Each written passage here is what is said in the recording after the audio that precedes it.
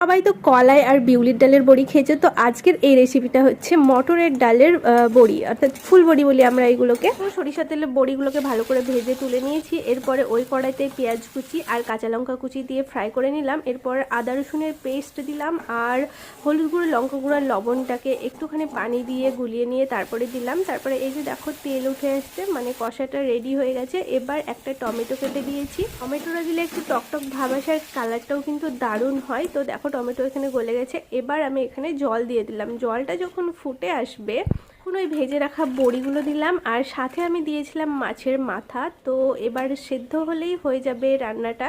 একদম ইজি আর quick recipe, আর এটা খেতেও দুর্দান্ত হয়। তো একবার বানিয়ে দেখবে। খুব বেশি ঝোল দেবে না, অল্প করেই ঝোল রাখবে। আর লাস্টে দিয়েছিলাম ধনিয়া পাতা, আর দেখো জাস্ট কালারটা কতটা লোভনীয় হয়েছে। আর ভিডিও ভালো লাগলে অবশ্যই চ্যানেলটিকে সাবস্ক্রাইব করবে। আজ আসি, দেখা হচ্ছে আগামীতে।